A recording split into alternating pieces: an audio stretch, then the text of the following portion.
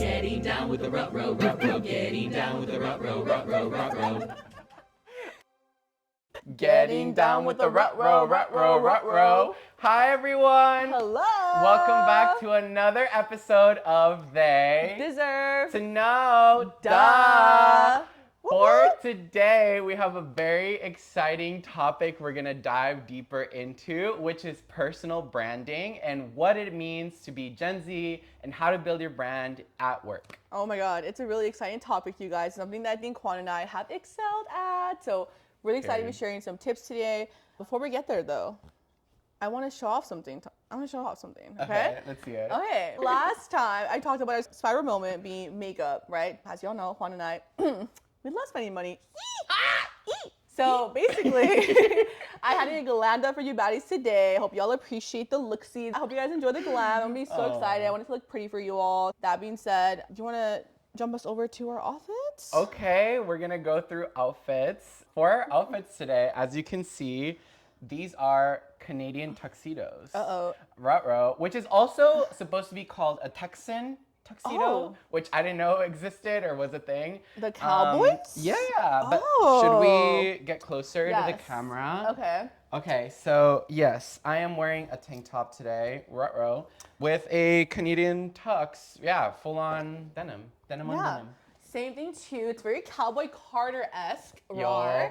This is thrifted from the Crossroad Market. What is that? Bose area. It's a Levi's and it's like the San Francisco brand, which is awesome because we're in San Francisco again. Yeah. Yay! And ponytail. Juan looks like I do little bubbles, but today I did a braid. Next episode I'll have a bubble for Mr. Juan. But there's the outfits for today. Hope you guys are enjoying the little thing we have going on. If you guys have any recs. Let us know what we should be wearing next. We love wearing new things and like trying outfits. And we'll probably buy it. So like, we'll buy it. Just send it. Just send it. Let us know. It can be a manic episode of the week. So just send us the outfit you want us to wear. Spiral moment indeed. Of the week. Exactly. But you mentioned it already. You teased it up already. Important topic for today. Juan. Yes. We're talking about personal branding. And everything is so overwhelming when you're in corporate. Right? Everything's so confusing sometimes. Everything's so confusing, girl. So confusing sometimes. And in corporate, something that's really important is personal branding and understanding how you show up authentically at work while also making sure you're strategic in what it is that you're trying to accomplish and also always just quantifying the impact that you have in your job and not showing off necessarily, but like also making sure people know what your brand is. Fully agree. And it's something that I think will only help you in your career. Not only will people remember you and be like, oh wow, like I have an issue with something, I'm gonna reach out to this person with someone. I do want you to share, on Juan's desk, you have a whiteboard. This is Juan's brand in a nutshell. And to the day, I'm like, yes and yes. I want you to share that whiteboard. Okay, so in my desk, I have so basically I have been in the role for 4 years now and I've seen a lot of clients, I've done a lot of digital marketing, and on this whiteboard says PhD in ads. So I have PhD in ads and my MD is in scaling projects. So I have a PhD in ads, MD in scaling projects, and also I have office hours. And so on my little whiteboard, on my office, not my office, my desk, it literally says office hours Tuesday through Thursday at this time through this time. And people walk by and they're like, Professor Alba. I'm like, period. I am Professor Alba.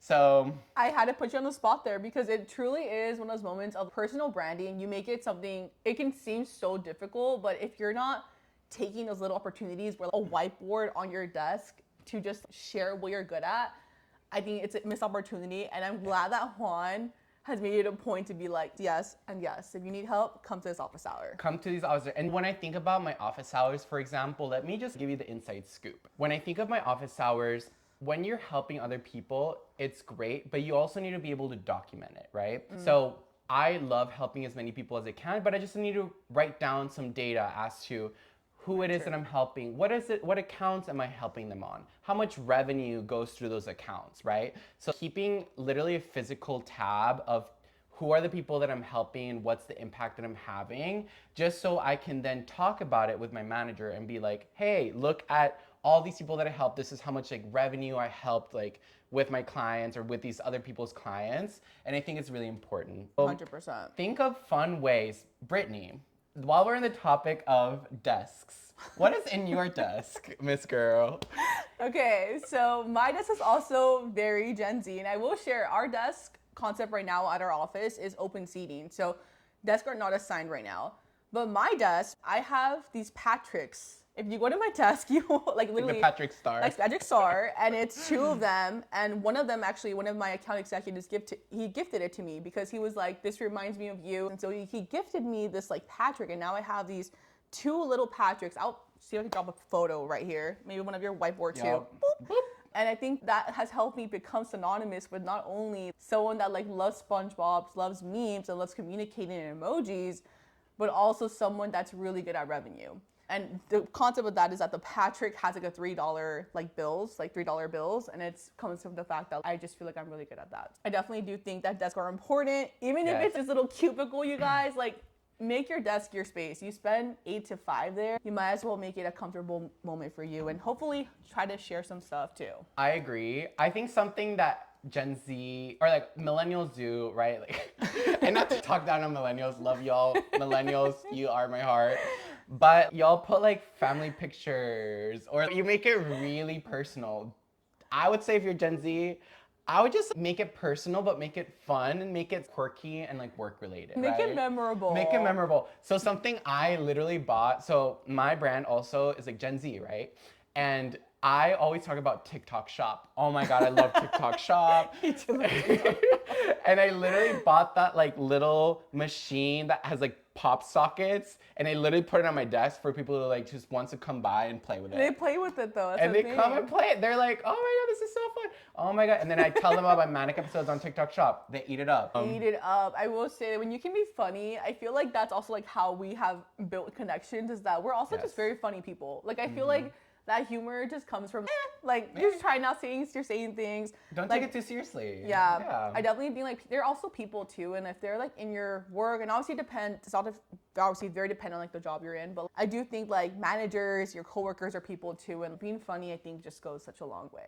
So I definitely agree with that. Aww. It's all about being memorable, and like I love my little Patricks. When I saw Juan's desk, I was like, this is Juan's desk. I already knew. I was like, this is his desk, because I know he happens to be really good at scaling projects. I know that if I wanted help with that, which I have needed help with that, Juan is really good at being able to voice, hey, I need you to do this. So I definitely think it comes down to like just finding things to make your desk you, and hopefully people start to remember you. Okay, this is random. Are you a monitor girly?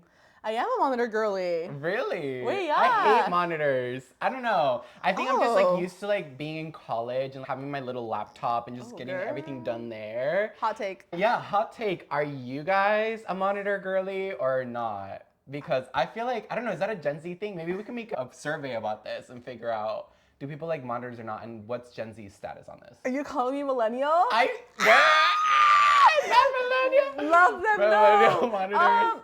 Okay, wait. I am a monitor girly pop. I fear. I am a monitor. I just to be able to plug in my laptop and then I can see like the two screens. I'm very much a dual like screen moment girl. Okay, also, I know someone at my job who has an iPad, which I think is like so interesting. Oh, okay. You connect your iPad and your computer, which also could be like a hybrid.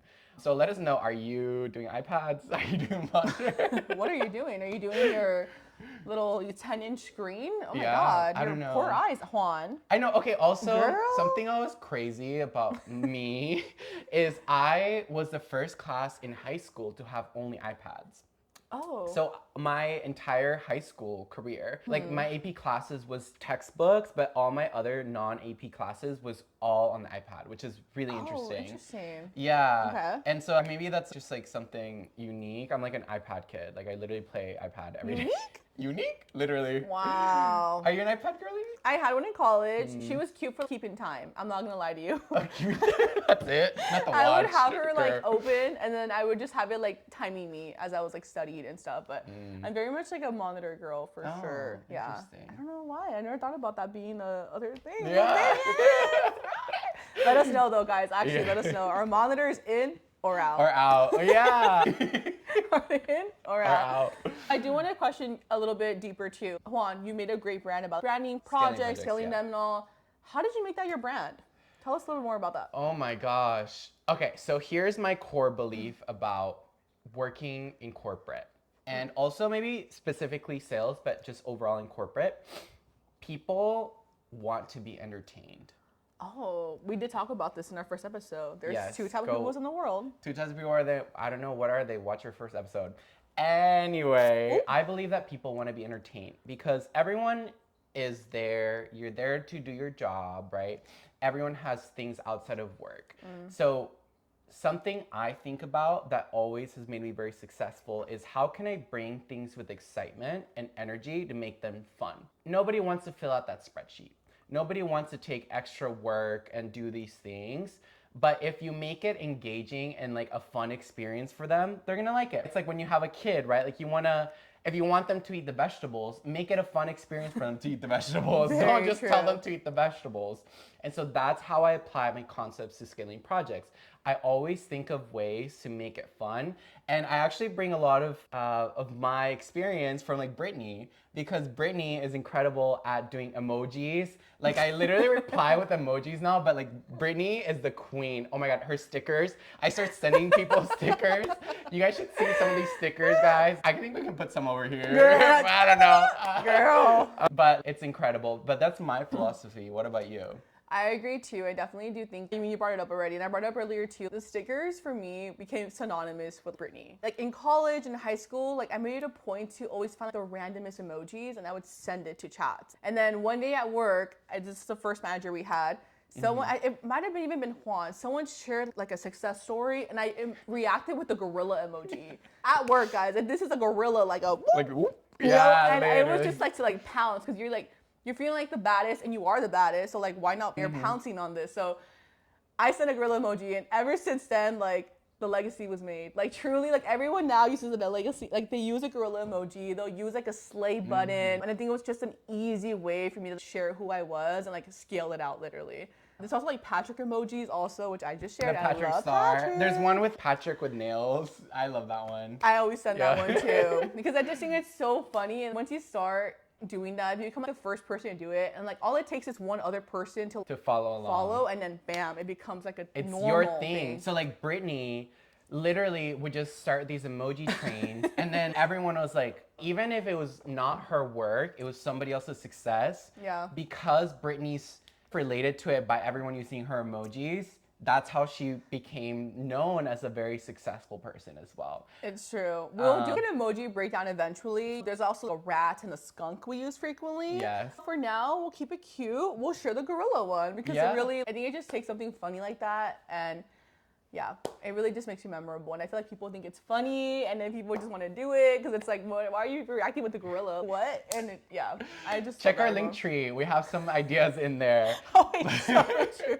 But guys, don't be afraid to use these emojis. Like literally, we challenge everyone. Test sending emoji or like a fun emoji on Slack or whatever channel you use. Just try it and see if people, and just keep using it. Maybe use it for a week. Yeah. And then see how your life will change after that. I'm telling you guys, it makes it so fun. Like, I think it's so funny. And like the stickers, I wish that our company let us use stickers. I think that they are so funny also. But, and even my personal friends and my family, they know I'm going to react with the sticker. My dad also now makes it a point to react with the sticker also. you Because he serious? knows. Yes. And one of my friends actually created his little Bitmoji. And now he responds with, What emojis? like, he knows to respond with that. So he just matches That's the energy. cool. And I love point it. is, hopefully other people will too. Yeah, so definitely. And I think we will definitely go into non-verbal communication True. later on, Yes. which is going to be a huge topic, something we're both very passionate about. But a lot of this work just translates to how can you communicate with people non-verbally, right? And it's almost like psychological in that you have to make your brand known for something. And for us, it's just always been being funny, but also being high achievers and just having fun with like actually achieving and doing well. Exactly. And I feel like for our job too, like we mentioned, we're in sales, and I think it's like what helped me also find my brand, besides like the emojis pieces too, was like I loved working on revenue. Like I feel like that was something that I found so much success with, and that I also was able to collaborate with leadership with. And I do think if you can find something that about your brand that helps either other teammates like learn something more efficiently, or if your manager can help sponsor you on this, which is what Revenue Unlock for me was. I work with multiple managers on different clients. I think it definitely just helps you build up your brand while also like simultaneously like building up your career. 100%. I think that's totally like a fair shot there. Okay, but also I do think we should also give a quick warning about this. Okay. Because how do you feel about doing these emoji things with clients? No, I will caveat with that. I will say I do work in a commerce role, which means Black Friday and Cyber Monday are really important for us. And when I was sending them emails, I would add, say for example, it was a fitness equipment client, I would add little dumbbells. Okay. And they thought it was so funny. Oh, they liked it. Yes, but I think it definitely Oh. depends. Like same thing with your leadership and same thing with your team and your clients. It definitely will depend on the relationship you have with them. You obviously want to stay professional, yes, and I think that only comes with a long-term relationship with a client is that you can joke around, you hear about the vacations to like Mexico, for example. At that point, I think you're in a good spot to send emojis. Yeah. Or another thing, I know we're talking a lot about emojis. Something else that we like did, or I did in the beginning of my career, I stopped, is puns. People love a good pun. And like, for example, my name is Juan, the Juan and Juan Noodle Soup, blah, blah, blah, Juan Direction. Here. There's so... Now you have me, it's like an arsenal of this. Literally, guys, like, there is no... Like he's ready. No. The personal brand is so set. It's ready, guys. Or like anything Juan won. That was also another way to captivate people. And I know there's another girl in our team who was really great at puns. Yes. And that's another great way to build. If you don't want to maybe do your emojis, do the puns, right? Try to be a little bit quirky. Yes, and it definitely just comes down to also what you want to be known as. And I think you mentioned we're talking a lot about like emoji puns. I think it's a way to be funny and to also like share who you are while also being at work. There's definitely other ways to like scaling projects. I think is really impactful.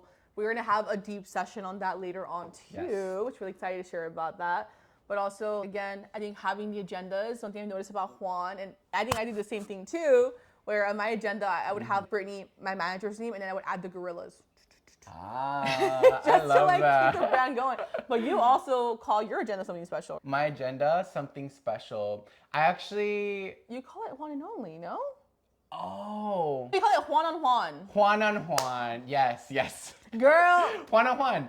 Or if I do a training, I'll be like cold call training Juan on Juan, right? Yes, find fun ways. Emojis, puns. That is our biggest lesson for today. Yes, 100%. It all just comes with like also testing stuff out.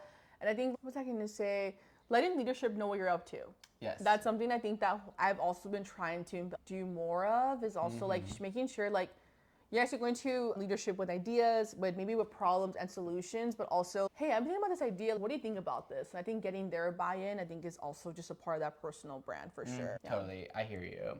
Okay, I know we're talking a lot about corporate. Let's do a quick shift and then we'll come back into our final Let's do it. last bit of today. What are we gonna talk about, Brittany? Spiral moment of the week. Rawr. Right. Spiral So the moment. week. I'm so excited. Oh my gosh. Okay, Juani. Spiral moment of the week. Okay, I have spiraled on trips this July. I am literally going to Mexico.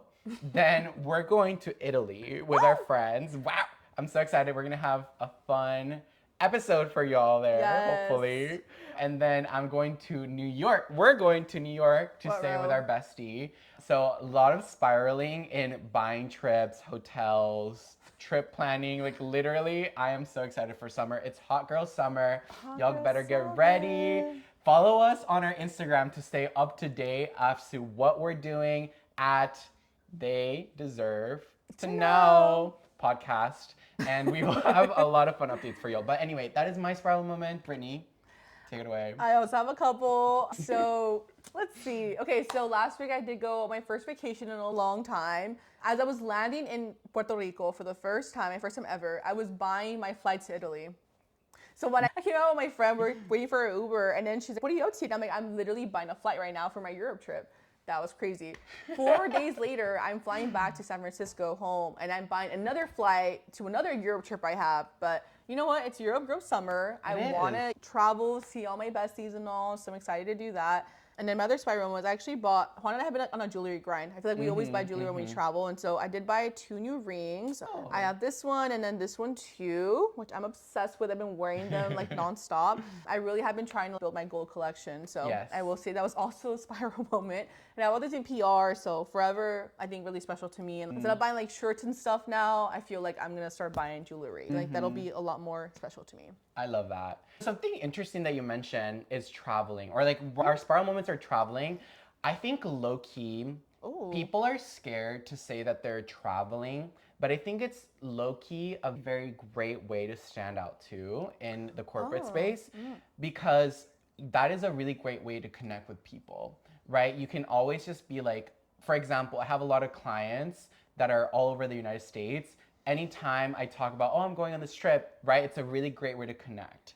So I think that's also like a great segue into what we're gonna talk about next. You're fair. Like, I think that is a good segue, right? Because we want to be able to talk about like people, and I think something specifically I want to talk about. It's June, you guys. It's the first day of, or couple first days of the summer. Hot girl summer. Yep. Point is that I think a lot of interns have started their first jobs. Hello, interns. Hopefully you're watching. Please subscribe. Yes, and I think we both had really cool internships when we were juniors in college a couple years ago now. And I think that I want to focus on 2 different segments here. One, advice for people, Gen Z in corporate, but also maybe a little different segmentation because our interns are also Gen Z. Maybe what that's like when you're first starting your first corporate internship. Yeah. Dang. For me, it was a crazy experience. I interned at Warner Brothers in LA doing movie marketing. So that was my very first internship ever being in the corporate space, which I think is just like a crazy experience because I am from Sacramento and I was studying at Berkeley. And so this internship was literally in SoCal. On my first day of my internship, or the day before my internship starts, I find out that I'm scammed and I don't have housing anymore. So I show up to LA, I don't have a house, I need to just figure out where I'm staying. Ended up working out okay, I got the money back. But my experience in corporate, I think was very eye-opening, especially in a place like entertainment where it's more traditional than a place like tech, where it's more hierarchical, right? Like dressing up, being in office at very strict hours, making sure that you're able to, you can't just jump communications to people that are higher than you. People I feel like are just less accepting of these things. You have to be more respectful of the hierarchy. So my experience was crazy, but in a very positive way. I learned a lot. It was such a fun experience. Literally to this day, why I want to move back to LA. Watch our second episode. Watch our second episode if you want to learn more about our city's topic. But anyway, that was my experience. Well, can I ask you though, what do you think was your brand as an intern, and how did you build a brand? It was your first time having a corporate space. Like it sounds like it was very hierarchical. I'm just curious, like what was your brand and how did you think you made it as an intern? Yeah. I think when you're an intern, what's really important is to be very curious. And that was definitely my brand as an intern. So I was interning for the Latin American marketing team, and my team had offices all over Latin America. And one of the biggest offices, the biggest revenue generating like countries that we have was Brazil. And so one of the things that I did was like I leaned into that curiosity and I started learning Portuguese with the rest of my team. And that was something that really made me stand out with my VP and made really great connections that way. People that I still know to this day. Hi, if you're watching from WB, Raro. Yes, I feel just being curious, coming hot, but like being humble. Make sure not to be like, I know everything, because you don't know more than these people that are working full time. But Very just true. come in with, oh, I'm excited to learn. And people always want to be helping people who are younger. I agree 100%. There's 2 things that I'm like hearing there too. It's definitely like being curious. And I think like one thing that I always like as an intern, I still do it to this day, is I call it a spicy question stock. I'm not sure who started it, but as an intern, I think it was my intern manager actually. And basically whenever someone would ask a good question, then I was like, dang, I wish I would have thought about that. I made it a point to write down these questions. And to the day I still do this. So I do this with like managers, with like head of industries even. Like whenever they have a good question, I'm like, dang, I wish I would have thought about that. And so now I have a spicy questions doc where I like have all these different questions that like one day I hope if I ever need to, I can reference this back and be like, this is a good question for the leader. And I definitely think that comes with like being curious and like also just learning, because you're an intern, you're only like what, maybe 20, maybe 21. And I definitely feel like that's also like a big piece of it as well.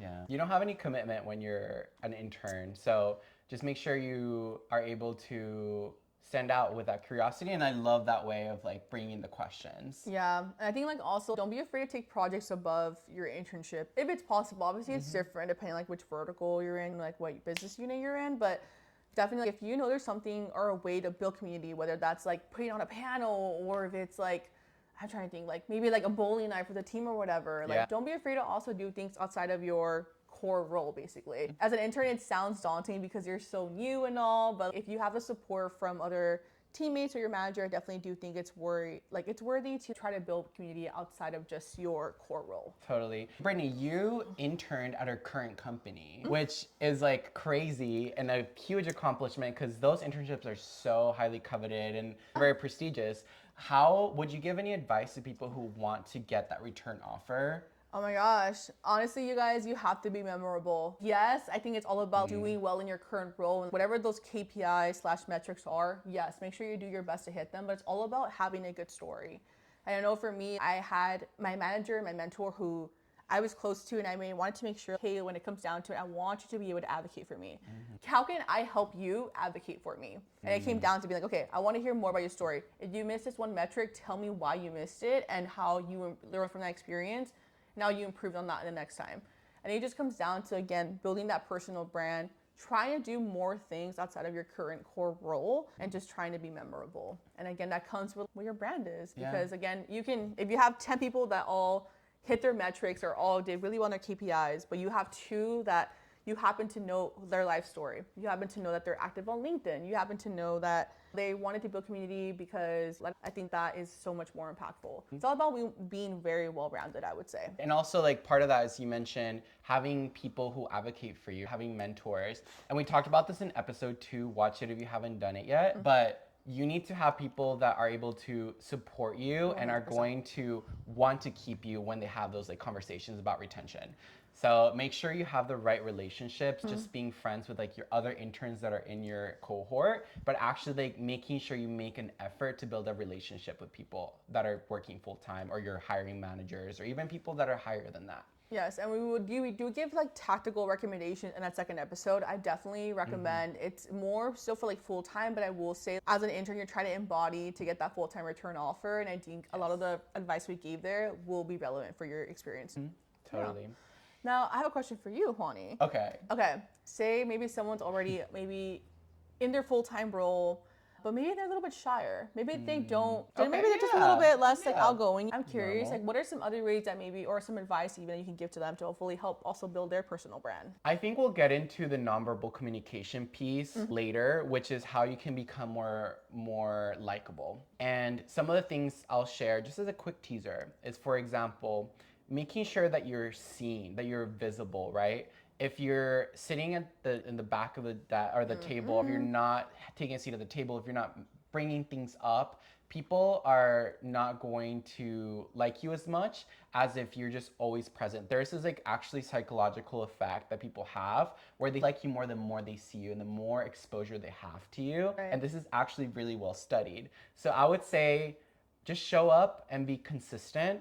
And yeah, I mean, we'll have other tips like synchronicity, for example. So if you see them wearing one thing, try to match what they're wearing. Try to eat the same thing that they're eating. Just like very subconsciously, they're gonna like you that way. I don't know. I love psychology, so I'll talk about this for hours. But yeah, what do you think? New episode for Literally, sure. new episode coming up. I definitely agree with you all too. I think like you were like hinting at it. Don't be afraid to like say something. Like, I know that's not the best advice because you're a bit shyer, but truly for you to be able to succeed in your career, you need to be open to sharing your ideas. And I think that just comes with also just having management like you. Don't be afraid. Maybe start off with like a simple lunch even, where like maybe you're just engaging more in conversation, you're trying to be more of an active participant. And again, I think that question stock is like what helped me also build confidence, like when speaking with leaders, because I was like, okay, I want to be able to ask you really good questions. So, and don't be afraid to prepare. Like, I love a good agenda. We talked about this too. We're a Capricorn. Agenda Capricorn. We love an agenda moment. And I do think that helped me stick to a guide. And I was like, okay, at this lunch or in this meeting, I want to be able to talk about this and this. Cool, let me do that. And I think like, again, don't be afraid to get feedback from your manager, from your teammates. Be like, hey, during this team meeting, I shared something about this and this. I'm curious. I want to hear about what you think about my public speaking. I'm curious what you think about my idea. And at that point, you have to be okay and comfortable with maybe not getting rejected, but maybe getting some tough feedback. Because at the end of the day, like that's all it takes for you to become a better professional. It's gonna be being able to improve where your gaps are. Yeah, and here's one last thing while we're on the topic of feedback. Always act excited to hear feedback. At the end of the day, feedback is a gift that you Yes. can receive from people. Agreed. And good feedback is especially like a treasure. And so when people are giving you feedback, act like you're very eager to learn and to actually listen to what they're saying. Ask them, hey, if you were in my shoes, give me advice. How would you do it differently when it comes to feedback? And that's a really good way. If you're on the shyer side where you don't know how to speak about your accomplishments, then that's a really good way to like segment that in. Okay, some of the things that I've worked on are these. You're telling me this is great feedback. I'm so excited. Thank you so much. Like, how would you do this accomplishment that I had in a better way? And that's subconsciously just like telling them, oh, this person not only achieved, but they're actually excited to get better and learn. Exactly. And that comes down to, again, being curious, leading with that curiosity mindset. And again, seeking out feedback, I think is such a good skill to have. Like truly the same way that you would want someone to be honest with you, like you can be honest with them too. I think there's like 2 steps here too. Giving feedback is also getting feedback, number 1, but giving feedback I think is also a tougher skill to develop. And I think I'm still learning even now. But once you can unlock those 2 things, like you're helping other people also be better by helping or learning yourself what can make you a better person. Totally. So yeah, it just comes down to a full circle. And again, just giving back. So Yeah, exactly. wow. This was so fun, guys. Aw. Yes, we're gonna miss you guys. I hope that this was helpful too. And if you guys are testing stuff out, whether it's the freaking emojis or it's like maybe going to a lunch and having a questions doc, let us know how it is. Let us know if you also have feedback for us. Maybe our what is your lighting is feedback for rough. us? Maybe we're not funny enough. I don't know, Maybe we whatever need it something is. more catchy. Let us know. Let us know. Maybe we're know. Delulu. We don't know. Yeah. So just let us know. We will. Feedback's a gift, guys. Feedback is a gift. And you know what's also a gift? Commenting, subscribing, and sharing. Guys, we need to fund our Coachella artist passes for next year. And we cannot do this without you. So if you could please subscribe to our channel, please comment and share with your friends. We really appreciate it. That is how you're going to fund this podcast and help us continue coming. Help us fund our next viral moment. Exactly. Please. And then we'll film our Coachella experience. Just kidding. One day we'll get there. It'll be so sick. But yes, guys. Thank you guys for everything. We love you so much. And we will see you again for our next episode.